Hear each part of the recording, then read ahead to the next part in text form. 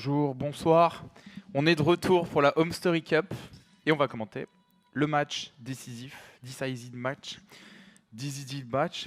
entre je sais, ouais, mais je l'appelle comme je veux. Et plus important.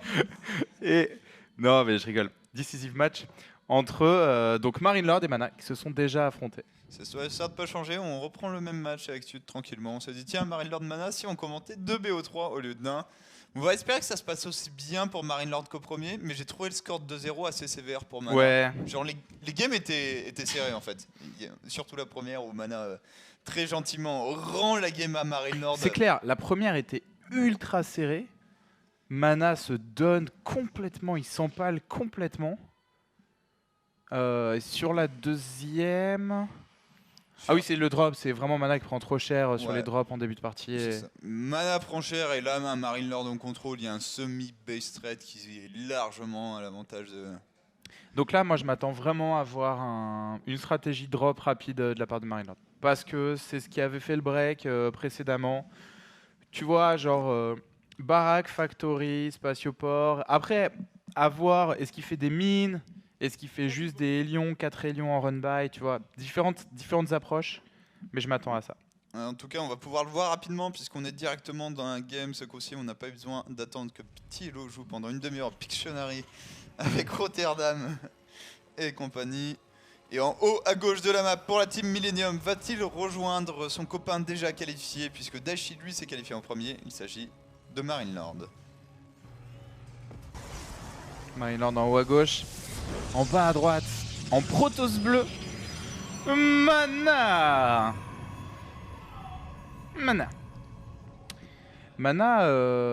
Précédemment qui avait scouté, je vous le rappelle, à la gate pour voir l'intérieur de la base de Mana et qui cette fois ne scoute pas. En tout cas, scoute pas encore. On va commencer. Ok. Ah non, Nexus. Ouais, donc il scoute pas. Enfin, il peut scouter au Nexus s'il veut, mais il scoute tard. Après, le problème quand tu scoutes, c'est bien de scouter tôt. Mais par exemple, si tu pars sur une gate Nexus, il faut scouter avant de poser ton Nexus. Puisqu'une fois que tu as posé ton Nexus, de toute façon, tu es commit dans ton build order. Donc tu n'as pas 50 000 options qui te permettent de changer entre temps. Il faut du gaz, il faut un cybernetic core pour faire autre chose. Et là, voilà, il scoute à un moment où, grosso modo, il va voir la stratégie de son adversaire et il pourra s'adapter plus pour le mid-game. Ouais. Marine Lord qui cale le CC, c'est vu instantanément. Et là, normalement... Réacteur, il sait tout ce qu'il y a. Ah, c'est bizarre. Et... Oh, deuxième gaz. Attends, c'est possible? Un deuxième à ce moment-là? Bah, pas vraiment en fait, ça n'a pas énormément de sens. C'est un build order où t'es limité en minerai. Après un réacteur... Après, ce que je trouve ça dommage, c'est que là... Non, ça a pas de sens. Ouais, bah il vient de tuer sa propre en fait. Il vient de tuer sa propre. On est d'accord, il aurait pu la sauver. Ouais, c'est ça. Pourquoi il est rentré? Je veux dire, il n'y avait pas de sens à poser un deuxième gaz à ce moment-là. Et il pouvait pourrir le VCS dehors quoi. Ouais, c'est complètement ça. Marine Lord lui qui a confirmé l'état de l'avancée des choses. Attention, ça fait partie des cartes aussi, tu vas tout droit, tu vas pas ne pas s'auto-brain. Et ouais, c'est dommage pour Mana, ça fait en fait quand tu vois réacteur, genre il n'y a pas de marine avant longtemps. Donc tu vas pourrir le CV qui construit le CC. Pour moi, il y a un truc que tu peux vérifier quand même, c'est si la récolte de gaz continue en fait. S'il n'y a pas de cut sur ce récolteur, mais t'arrives, tu vois 3 VCS qui récoltent, ok. Et tu repars quoi. Parce que il peut y avoir un cut de gaz pour acheter des baraques, un 3ème CC, stratégie comme ça. Enfin bon, on a conseil crépusculaire pour Mana qui fait, il a fait tracker adepte. Qu'est-ce qu'il va faire à ton avis? Je dirais Blink. Je dirais un Blink assez safe. Genre on n'a pas payé le Mothership Core. Voilà, avec la robot je dirais. Est-ce que. Mais pourquoi cet adepte je veux dire si tu pars Blink? Parce qu'un adepte c'est quasiment le coup d'un tracker. Tu vois? Intéressant. La vitesse d'attaque des adeptes. Alors, ce qui est très très intéressant avec cet upgrade, c'est que pour une macro game c'est super utile, pour un all-in c'est ultra fort. Genre il y a des all-in où tu fais entre 6 et 8 gates adept plus un War Prism avec la vitesse d'attaque, c'est très très fort. Là on a Marine Lord qui était sorti sur la carte, qui va essayer de confirmer surtout, je pense, les prises de gold. Voilà. Vérifier qu'il n'y ait pas une gold base prise un peu trop. Qui part sur un drop mine. Et attention, si la robot fait pas d'op, si l'op c'est au travers de la map, c'est pas parce que t'as une robot que t'es bien. 2 gates de plus, combien on en rajoute pour Mana? 4. 4 c'est tout à fait correct, hein. C'est la 5ème qui est... Voilà, la 5ème qui a un Non mais c'est ça, en fait il va être ultra agressif là. Bah il va all-in, enfin. Ouais. Sinon, il va faire un énorme timing. Ouais. 34 prop. Si on arrête maintenant, t'es complètement all-in. Si tu montes En comme fait, là il y a... Oh là là là là là là là là là là. Là, toute la question, c'est où est-ce qu'il attaque. Soit il fait un, voire 2 tours de warp et il attaque de face. Soit il drop dans la main, et c'est ce qu'il a l'air de vouloir faire. Alors. Et il y aura un seul tour de warp dans la main. Attention, est-ce qu'ils vont se voir? Le prisme et le medivac, c'est énorme, mais la vision. Et du coup, Marine Lord, comme il l'a vu avec son marine, il vient de cacher son medivac. Lobs, où est-ce qu'il part, Lobs? Ok, Lobs reste ici, on met un pylône ici, mais il n'y a pas de mothership core. Mais il a vu le... C'est énorme. Je pense que c'est pas mal pour Marine Lord. Il a un cyclone, il a la dose de marine chez lui. Attends. Attends, le prisme est en train de changer de direction là. Et voilà! Et voilà, Imre! Il change de direction. Ok, il a... Il y va. Marine Lord réagit. Il y a eu... Ah, c'est réaction instant. Ouais, il y a un stalker, what the fuck. Et là, tu warp 6 adeptes. Et là, c'est la crise. Ok, on relève les portes, on va devoir tout sortir. Il faut à tout prix arriver à se débarrasser de cette armée. Attention, les adeptes, ça tire pas en l'air, mine de rien. Est-ce qu'on peut pas libérer les adeptes? On remonte là-dedans, il y a un tank qui a été fait. Marine Lord qui drop ici, mais là il va se manger une overcharge, c'est compliqué cette game pour Marine Lord. Les adeptes qui sont désormais dans la main, il va perdre toute sa ligne de minerai, le bon Marine Lord. Oh là là. Oh là là, il y a énormément de VCS qui sont en train de mourir ici. Et Marine Lord qui a été géré dans la base de mana. C'est bon. Et là la puissance des adeptes. En fait il aura jamais le DPS pour tuer les adeptes qu'on peut warper mana. C'est-à-dire que là, Mana, il va sortir de la zone, il va les tuer, il n'a même pas besoin de tuer vraiment le cyclone. Ouais, et puis là, il y a l'économie pour les refaire 6 par 6. GG. Mais très bien fait de la part de Mana, qui a totalement anticipé ce que tu avais dit, à savoir une stratégie en drop rapide de Marine Lord. Il y a une raison pour laquelle c'est un peu moins fort que sur Heart of the Swarm, c'est que toutes les stratégies où tu fais pas genre beaucoup d'unités, masse adepte, ça te défonce. Mais en plus, tu sais que ce qu'a fait Mana là, c'est un excellent counter BO de l'opening drop. Ouais, c'est ça, en fait, de Marine Lord. Parce que non seulement tu le pourris chez lui au moment où il est en train de se construire une économie, il est en train de faire son drop, mais il se construit son économie, sa tech, son steam, etc. Mais en plus, chez toi, tu as cette gate pour défendre contre le drop de Marine Lord avec des adeptes améliorés, ce qui est quand même une très bonne solution. Et tu as la robot pour faire l'ops pour détecter la mine. Ça. Donc c'est un excellent choix stratégique de la part de Mana. Ouais, d'ailleurs, en parlant de cette robot, désormais, en fait, elle est quasiment tout le temps présente dans le sens où si tu veux agresser, tu as besoin d'un War Prism. Sinon, il faut poser une gate et un pylône de l'autre côté de la map pour avoir un War Prism raisonnablement rapide. En plus, le nouveau War Prism, avec notamment sa portée améliorée pour récupérer les unités, est bien plus fort. Du coup, c'est tout à fait normal d'en faire un. Tout un ensemble de choix qui font que voilà, ça peut marcher, mais faut pas le faire trop souvent, ce genre de drop mine. Polt l'a pas mal appris à ses dépens, hein. Il en fait beaucoup sur son stream, il a free lose beaucoup de games où les mecs, ok je joue Polt, je le bourre. Marine Lord pas confiant là, pas content. Non. Comment tu fais pour défendre chez toi? Là en fait, la défense de Marine Lord en fait, genre comment il aurait pu mieux défendre? Juste en n'ayant pas ses unités de l'autre côté de la map, il défend. Ah oui mais... c'est ça. Le drop, ouais. Mais tu veux dire, il voit le prisme mais il rentre à la maison avec son drop? Je pense que t'as pas trop le choix parce que le problème après c'est que si c'est une petite pression genre 4 gates adeptes, voire 3 gates adeptes, hein, ça se fait, c'est vraiment dommage de faire demi-tour.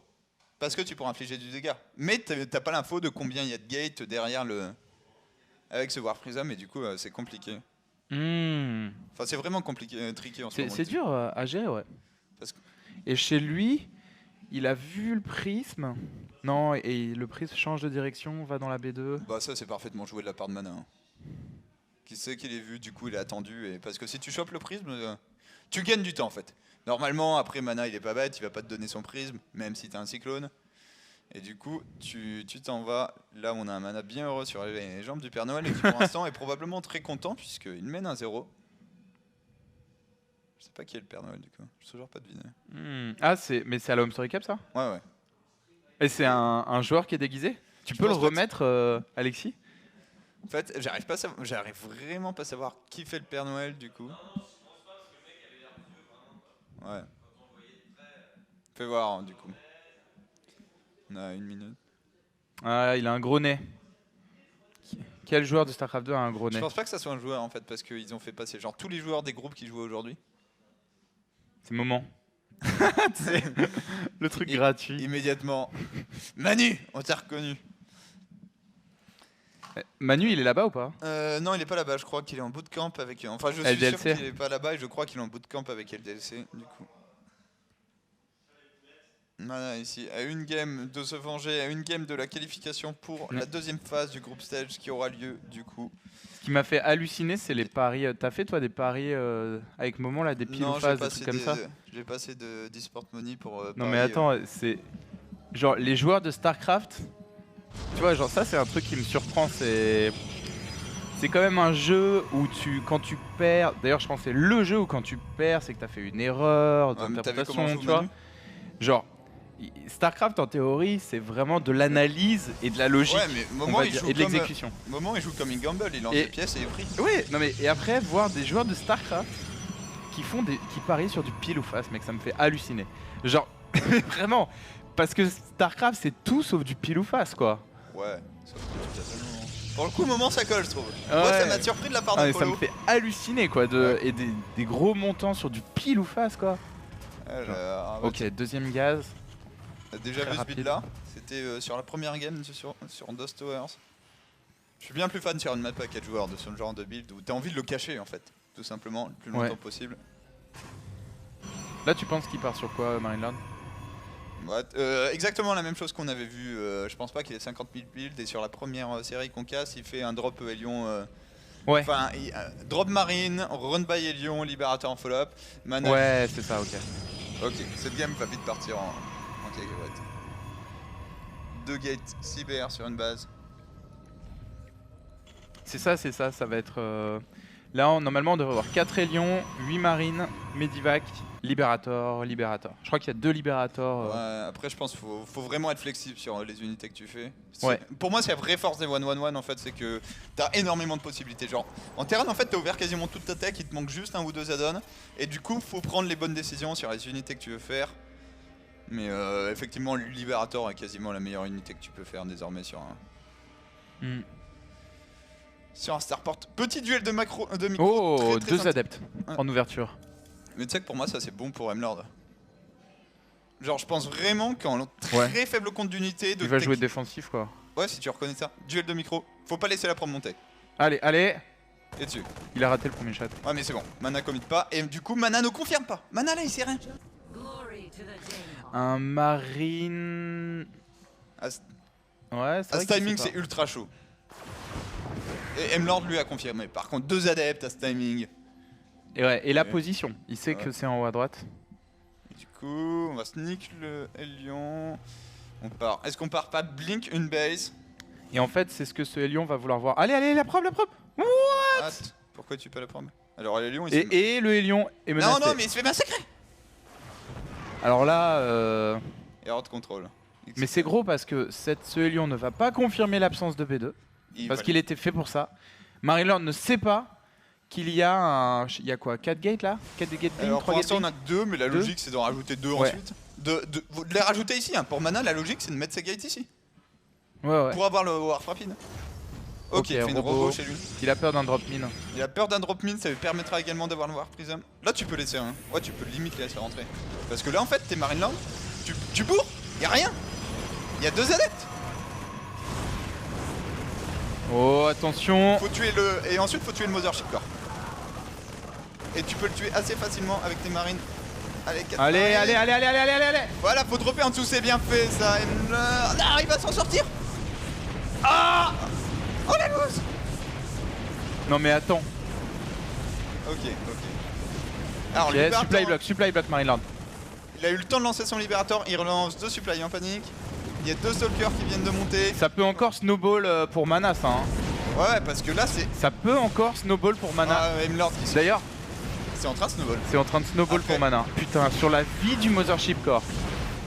10 HP. Mlord qui a raté son hit and run en plus ici. Ok, la bonne nouvelle c'est que la mine va calmer tout le monde dans un premier temps et qu'il est au courant qu'il se fait bourrer. Ok, tu poses la mine. Voilà. Et Genre mine plus libérator, c'est le truc où en proto c'est galère. Voilà. Ouais, mais non, mais je pense que là ça va. Ah, tu penses qu'il se commit mana Ah, mana. Non, il relance une probe. Il relance une probe, donc je pense qu'il va lancer un Nexus là. Ok, ah, ça c'est tellement. Je suis assez fan de ça. Il sait qu'il temporise pour l'instant. Est-ce que Mana lance un Nexus? Mana il fait un ops, il a besoin d'un ops sur la mine. Il a rajouté 2 gates. Où est-ce qu'elle va cette probe? Je pensais qu'il allait. Il y a le blink. Oh là là, il peut gagner maintenant Mana. Il y a genre. Oh, il va gagner. Il y a trop, il y a juste trop. Ok, le Mothership Core est mort. Allez, sortir tous les civils. Parce que Allez, de le l'autre Medivac côté, qui ça va tombe. pas être contesté. Le problème c'est maintenant. Maintenant que ça joue pour Marine Lord. Il y a plus de marine. Il y a un marine. Ok, libérateur qui va sortir. Le marine, faut qu'il monte dans le bunker tout de suite. L'autre qui se fait pas focus fire, mais Mana a tellement d'unités. Le libérateur qui est pas encore arrivé. Libérateur en position. Non. Et le Surround qui a raté. Le tank. Et il faut du focus sur les trackers rouges là. Allez, Allez, boum, c'est bien boum, ça, c'est boum. bien ça. Le tank, le tank. De l'autre côté, on mine plus. On mine plus du tout chez Mana. Allez, poulet. Il a plus la vision. Il a plus la Ah, il y a vision. les shades. Oh my god. Les 3 adeptes, c'est tellement intelligent. Il y a aucun moyen de tuer ces 3 adeptes. Genre, il y a 0 moyen de les tuer là. Du coup, le tank qui va se faire focus instant, réparation du tank. Ok, les adeptes qui sont se rendent, il y a 2 marines dans le bunker. Ici, l'overcharge a été refait. Le overcharge a été refait. GG. GG. Marine Lord se fait éliminer de la Home Story Cup. On est d'accord, hein? Ouais, la Marine Lord a éliminé de la Story Cup sur une game malencontreuse, on va dire. Dommage. Bah, mais belle game, hein, belle game. Les deux, belle game de Mana. Trop de petites erreurs là de Marine Lord. Les petites erreurs qu'avait fait Mana sur la série précédente. Ouais, Le Hélion. le Hélion qui sort, qui voit pas la probe, alors qu'il passe bien à côté, Qui se fait qui meurt sur les deux adeptes, qui ne scoute pas, des petites erreurs. Parce qu'en fait, ce Hélion, mine de rien, est super compliqué à gérer chez toi. Si t'as vraiment rien. Ouais, Genre c'est le clair. Hélion tout seul, c'est chiant si t'as un C'est chiant, tracker. ça veut dire que tu dois warper un tracker chez toi, un ou deux trackers chez toi, ça ralentit l'attaque de 30 secondes, 40 secondes je pense, même voire une minute en fait, que le tracker fasse toute la map. Enfin c'est colossal quoi. Ouais, ce petit Hélion, ensuite il y a une petite erreur aussi malheureusement de Hinton à la fin. Marine Lord pensait qu'il avait le Mothership Core et la bim. Le Mothership Core qui reste en vie, Bah ça c'est la game. ça c'est la différence entre la victoire et la défaite. Parce Ouais. que s'il meurt, il n'y a pas de blink dans la base, Il y a pas derrière. d'overcharge. Il n'y a pas d'overcharge, il est pas supply block. Ah non, mais si le Mothership Core meurt, Marine Lord remporte cette that you partie, il need y a there. 10 HP, ben tu es éliminé de la Home Story Cup. C'est le petit côté. A very unlike On Mana passe à l'interview. series, this felt to me, like two pretty dirty builds. Yeah, I'm not that all macro, all cheese. I think I can consider myself. I can do macro, I can do cheese builds, but I didn't feel comfortable to go a lot of multitasking because I have very cold hands now because of the stress. Okay. So I want to save all the good play for later stages of the game, tournament. Sorry. Yeah. But hopefully I can do better than that. So was it just something that you decided, like, while you were like mentally preparing for this series, and you're like, all right, you know what, I'm gonna go, you know, like one speed, one gear, go over here in this series? The first game I prepared the build, Okay. yes. But the second game, I'm playing the game, like Ruins of Ceres, I'm like thinking about the game, I'm like, man, I'm brilliant. I'm gonna do this, and it worked. Okay, so I've it's one never of- tried that before. Okay, so that it's really funny because a lot of pro gamers do that, right? Like you prepare all these builds, and then suddenly in the middle of the tournament, you're like, I know a build. Like this is gonna be really Actually, I good. did that against Yeah? Showtime. And did it work?